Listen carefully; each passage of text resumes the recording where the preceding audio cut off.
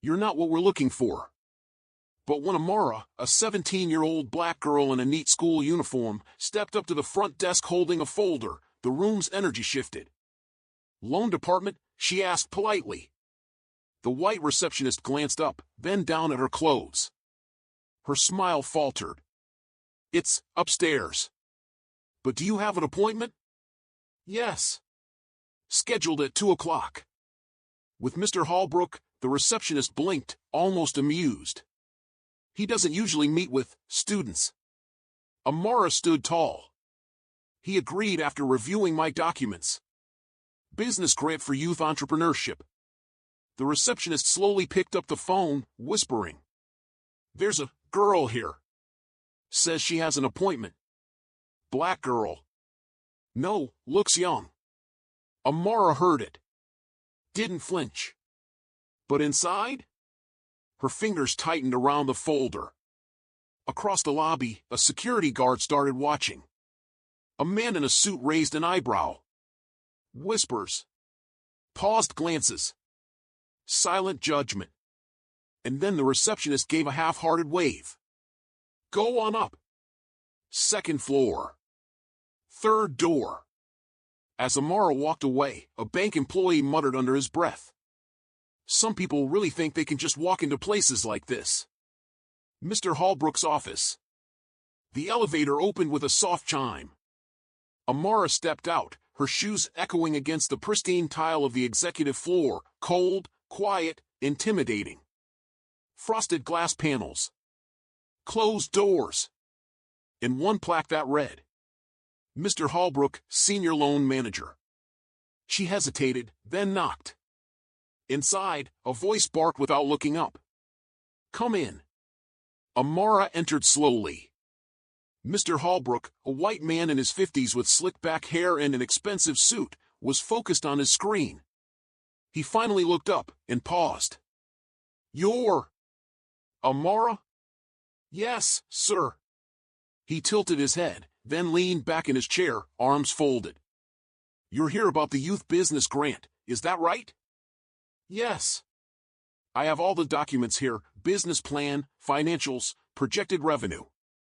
She placed the folder gently on his desk. But Mr. Holbrook didn't touch it. "Uh-huh," he said, scanning her face more than the papers. "This kind of program is very competitive. We usually work with applicants who are a bit more prepared." Amara blinked. "I've spent 6 months preparing." "Sure," he smiled, condescending. "But there's prepared, and then there's realistic." He still hadn't opened the folder. The tension thickened. And Amara realized. This wasn't about her plan. It was about her presence. He pushes the folder back. Mr. Holbrook finally reached forward. Not to open the folder, but to slide it right back across the desk. "Look, Amara. I'm sure this was a fun school project. Very impressive effort. But business loans aren't handed out for ambition. They're based on trust. On history." Amara stared at him. "I built a full plan. My teacher helped me audit every number. I even presented at regionals. You said. I said we'd discuss it. And we are. But I've seen hundreds of these applications. And I can tell when something's just not viable." She didn't speak. Didn't move. So he leaned forward, lowering his voice, like he was doing her a favor. "Let me give you some advice. Try again in 10 years. Get experience. A degree.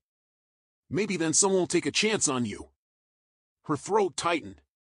Hand still on the folder. But she whispered, "You haven't even looked at it." He chuckled, not cruelly. Just dismissively. "I don't have to." The words stung more than a scream. Behind her, the office door slowly creaked open, the receptionist watching. And Amara realized something. They were waiting for her to leave quietly. Just another rejection? Amara stood up slowly, not defeated, but controlled. She picked up her folder, held it to her chest. "Thank you for your time," she said softly, turning toward the door. Holbrook barely nodded. Best of luck. As she stepped into the hallway, the receptionist whispered to another passing staff member. Told you. Just some kid trying to play businesswoman. They laughed behind her back. But Amara's eyes didn't flinch. Not this time. She walked slowly past the frosted glass offices, her heart pounding. She wanted to scream. To cry. To do something. But instead, she reached into her pocket, pulled out her phone, and typed a short message. It happened again. You were right. And hit send. 5 seconds later, her phone buzzed. A reply. Stay there. I'm on my way. She walks in. The bank's glass door swung open with purpose. Heels clicked against the marble floor, not rushed, not loud, but deliberate. Heads turned. The receptionist's face dropped. The security guard stood straighter. Even the manager on duty paused mid-call. Because the woman who entered wasn't just anyone. She was tall. Commanding. Wearing a tailored navy blue suit and a sharp look in her eyes that said, I've owned bigger places than this. And beside her, a man in uniform, discreet, but official. They walked straight to the front desk. I'm here to see Mr. Holbrook, she said calmly. Do you have an appointment? The receptionist stammered. He's expecting me. He just doesn't know it yet. Before the woman moved forward, she turned slightly and gave a small nod toward the hallway, where Mara stood, frozen. But the woman smiled at her. Let's go, baby. And just like that, the entire bank held its breath. The shift begins. Mr. Holbrook looked up, mid-sentence on a call, and froze. The woman stepped into his office without knocking, Amara right behind her. Who? He started. You denied my daughter a loan, the woman said flatly, placing her purse on the desk like she owned it. Holbrook blinked. Glanced at Amara. Then back at her. Wait, your daughter? Yes. The one you brushed off without even opening her folder. Amara stood tall now, no longer just a student. Holbrook forced a chuckle, rising from his chair. Look, I didn't realize. Didn't realize what? Her mother cut in. That you judged her before she spoke? That you dismissed a well-documented proposal because of how she looked? His mouth opened, but no words came out. You didn't read her plan, she said, voice calm, but sharper than glass.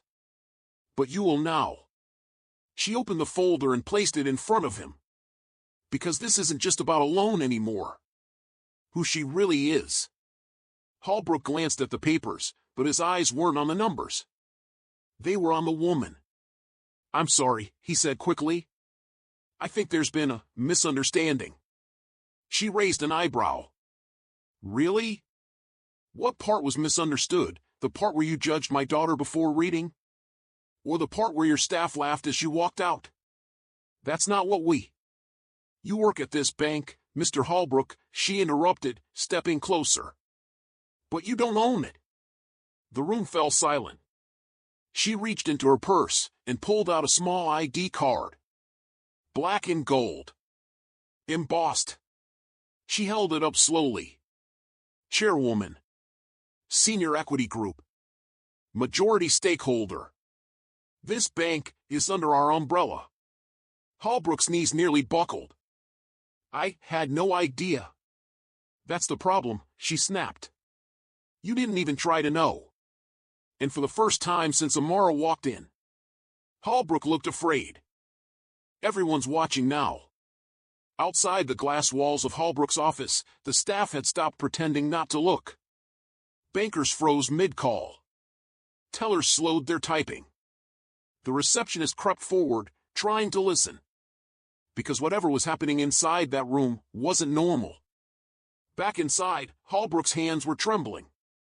I've been with this bank for 17 years, he stammered. I treat every customer with respect, the woman cut in, voice low. You didn't treat her with respect. You treated her like she didn't belong. She turned to Amara. What did he say? Amara looked directly at Holbrook, her voice calm, but cutting. He told me to come back in 10 years. That no one would take a chance on someone like me. The woman didn't react. She simply reached into her purse again and pulled out her phone. What are you doing? Holbrook asked, panic in his voice. Calling the board. They'll want to hear how one of their managers is costing us talent and reputation. And outside? Phones were already recording. Because this time, the story wasn't staying in the office. The collapse. Holbrook's face lost all color. Please, he said quickly. There's no need to escalate this. No, Amara's mother said, her voice steady. This isn't escalation. This is accountability. She turned to Amara again. How much were you asking for? 10,000. For a small tech hub project at school. Approved, she said without blinking. From my private fund. Holbrook's jaw dropped. You're funding it yourself? She turned back to him. Why wouldn't I? My daughter came more prepared than most adult applicants I've met. You didn't see that. You refused to see it. Holbrook staggered backward, his chair catching his knee.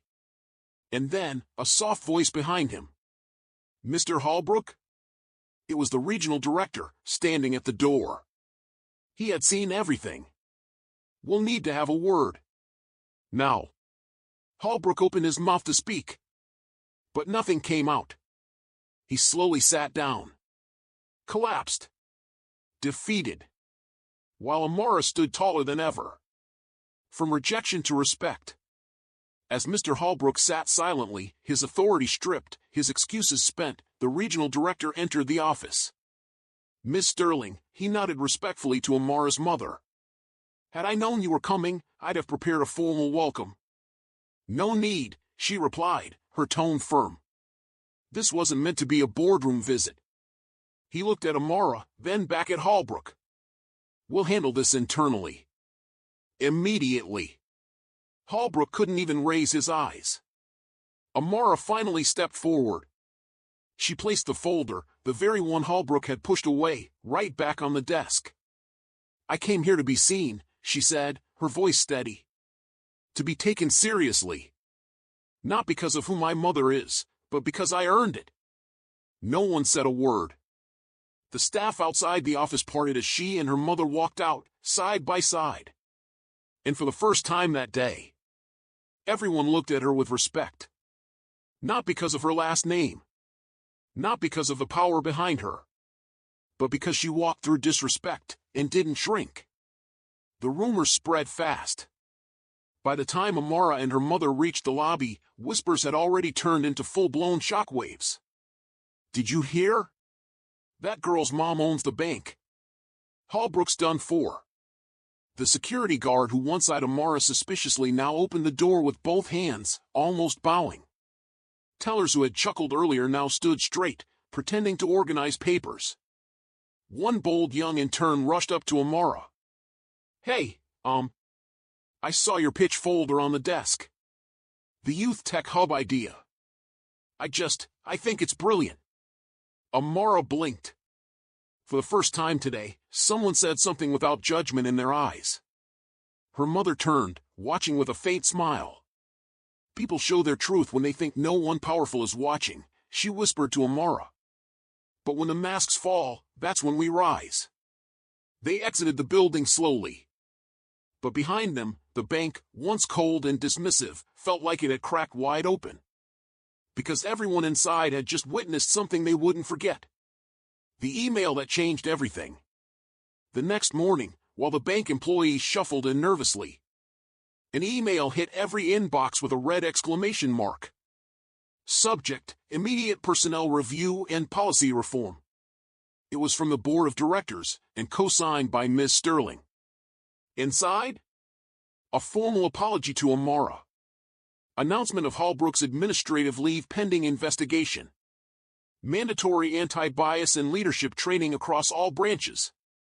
Launch of a new youth entrepreneurs grant, named after Amara. By noon, news outlets were already calling. Teen denied loan sparks corporate overhaul. Bank manager under fire after dismissing owner's daughter. Black student's business pitch ignites national conversation on bias. The receptionist who once whispered into the phone now sat stiff, reading the article on her monitor. And in the break room, no one dared to gossip. Because now, they knew who was watching. The story goes viral. By the end of the week, Amara's face was on every screen. Clips from the bank, captured by phones, shared across platforms, had racked up millions of views. Black teen denied loan, shocks manager with one sentence. She said, "My dad owns this bank." The internet exploded. Podcasters debated it. News anchors praised her. Students across the country shared her story, tagging #Amara was ready. #let her pitch. #this is why we try. Amara didn't post about it. She didn't need to. Her actions had spoken louder than any caption. At school, teachers gave her nods of pride. Classmates who once overlooked her now asked for advice on their own ideas. But Amara stayed grounded. Because she knew this moment wasn't just about her. It was about every black girl who had been told, "You don't belong here," and proving that they always did. She turns the moment into movement. Amara sat at her desk, the same small corner in her bedroom where it all began. Her laptop was open, not to social media, but to something bigger. A fresh page titled, Youth Vision Collective. It was her idea, now real. A mentorship and funding platform for young entrepreneurs of color. She typed quickly, her fingers flying with purpose. On her screen, a list of schools to partner with. A directory of local investors. A calendar for her first community pitch event. Downstairs, her mother watched the news play a segment on Amara again. Teen visionary sparks reform in national bank chain. She smiled softly. Then walked upstairs, leaned on the doorframe, and said, "You ready to lead?" Amara turned in her chair, eyes calm, but burning with fire. "I've been ready." The ripples reached further. 1 week later, another girl stepped into a bank across town. Same brown skin. Same nerves. Same tight grip on a folder full of dreams. But this time, the receptionist stood up to greet her. The loan officer asked questions and actually listened. Because Amara's story had reached them too. In a different city, a black student gave a business presentation, and her teacher shared Amara's video first, saying, "This is what leadership looks like. Be like her." And in the corner of a cafe, a young woman whispered to her friend, "If she can do it, so can I." Amara didn't know all these girls. But they knew her. And every door that once seemed locked was now cracked open, just enough for them to walk through. An unexpected visitor. It was late afternoon when the doorbell rang. Amara opened the door and froze. Standing there, awkward, unsure, was Mr. Holbrook. Not in a suit. No tie. Just a plain shirt and a file clutched in both hands. "May I speak with you and your mother?" he asked quietly. Amara didn't say a word. She just stepped aside. Her mother joined them in the living room, arms crossed, protective. "Why are you here?" she asked firmly. Holbrook took a deep breath. "I've spent the last week reflecting. Listening. Reading every single word people wrote about what happened.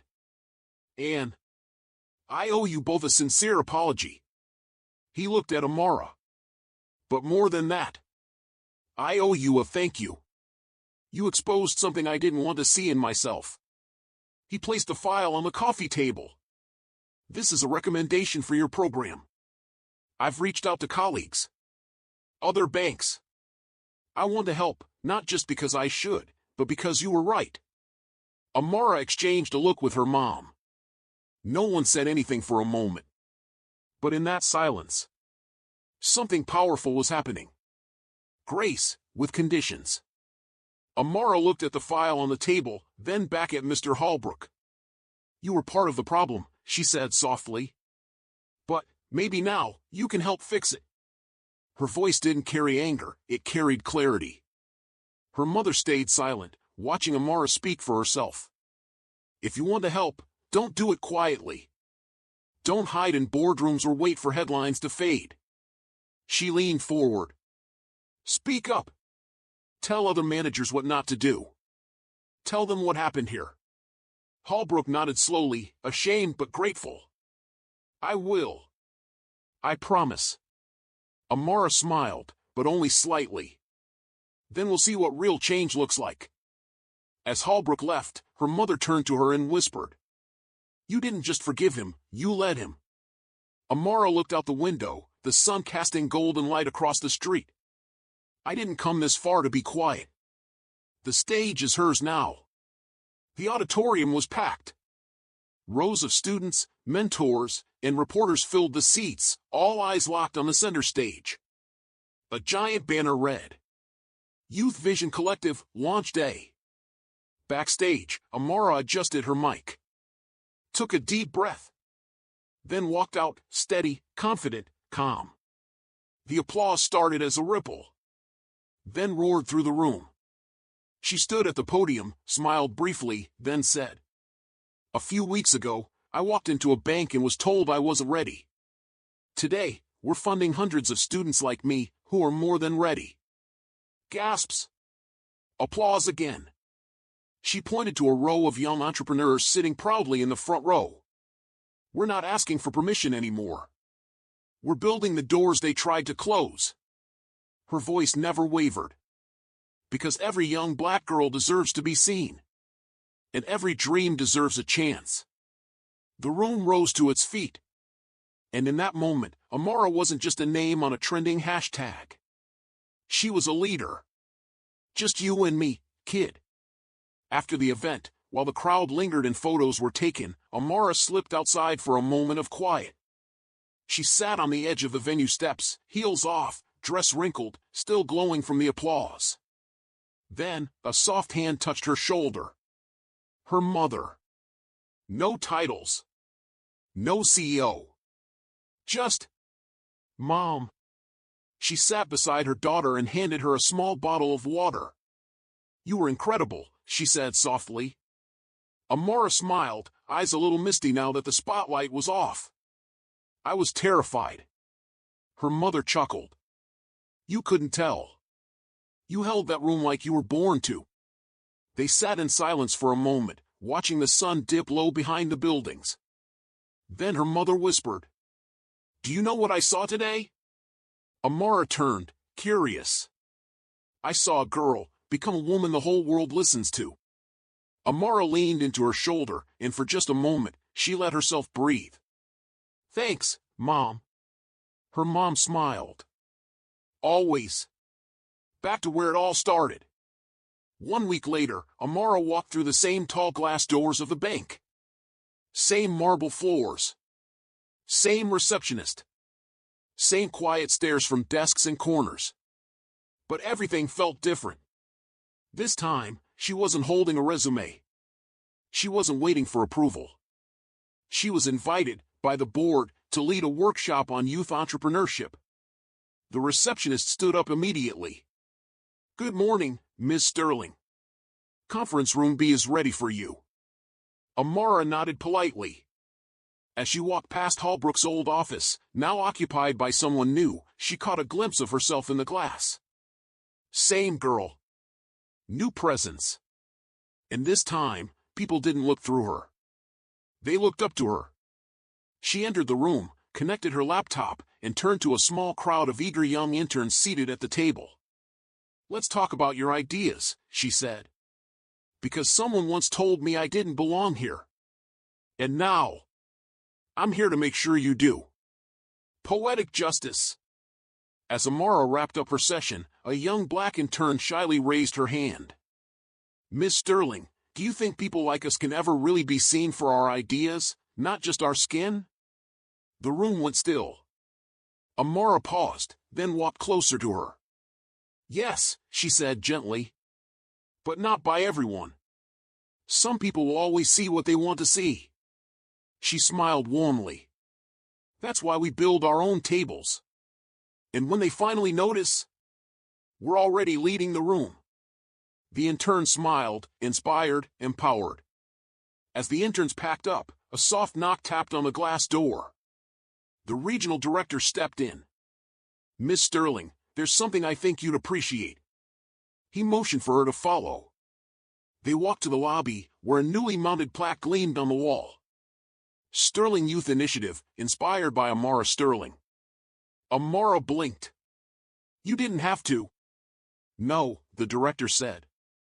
We did. He handed her a copy of the memo being sent to all branches. This bank will never again deny someone based on their age, background, or race. Amara touched the plaque lightly, her name engraved in gold. And somewhere in the building, whispers turned into respect. Giving it all back. The next day, Amara stood in a crowded community center, no marble floors, no suits, no microphones. Just folding chairs, eager kids, and handwritten posters on the wall that read, Dream big. Build loud. Your ideas matter. She was hosting her first free workshop for local teens, many from the very neighborhoods she grew up in. You don't need permission to be brilliant, she said to the group. You don't need to be rich, or famous, or perfect. You just need to begin. One kid, no older than 13, raised his hand. But what if they say no? Amara grinned. Then you say, watch me. The room burst into quiet laughter and nods. In the back, Amara's mom stood silently watching. She didn't interrupt. Didn't take over. She just smiled, her arms crossed with pride. Because now, it was Amara leading the next generation. And this time, no one could stop her. The world starts watching. Months passed. What began in one bank lobby had now stretched across the globe. Clips of Amara's speeches were being translated in classrooms from London to Lagos. Youth collectives were forming, using her model. Hashtags in different languages carried her message. Hashtag Amara inspired me. Hashtag build your table. A university in South Africa sent her an honorary invitation. A news outlet in France called her the voice of the silenced. And a startup in Brazil listed her as their biggest inspiration. But none of it seemed to overwhelm her. Instead, it grounded her. She still ran her workshops. Still answered DMs from nervous students. Still remembered what it felt like to walk into a room and be told, you can't sit here. Now, she was making space for thousands who'd been told the same. Her voice wasn't just loud anymore. It was global. The letter she never sent. Late at night, with the house silent and the world asleep, Amara sat alone at her desk. She opened a drawer and pulled out a folded letter, never sent, but never thrown away. It was the letter she once wrote after being denied the loan. Back when all she wanted was a chance. The ink was smudged. The words, raw. I don't know if I'll ever be enough for people like you. But one day, I'll build something so big, you'll have no choice but to see me. She read it quietly. Then, for the first time, she smiled and whispered, you did. Amara stood, walked to the window, and watched the city glow below. All around her were the lights of people still dreaming. Still fighting. Still trying. And for the first time, she wasn't just dreaming alone. Full circle. A new day. Another young black girl stood outside a different bank, nervous, holding a folder of her dreams. She took a breath, stepped inside, and approached the front desk. But before she could speak, the receptionist looked up with a warm smile and said, Are you here for the Youth Vision Loan Program? Take a seat. Miss Sterling made sure this space exists for girls like you. The girl's eyes lit up. Not because someone knew her, but because someone believed in her before she had to prove anything. Across town, Amara walked past a mural painted on the side of a school. Her face was in it. Surrounded by bright colors, hopeful words, and the phrase, You belong here. She stopped, watched as two little girls pointed up at the painting, wide-eyed. That's her, one whispered. She changed everything. Amara didn't say a word. She just smiled and kept walking, because her work wasn't done. But it had already changed everything.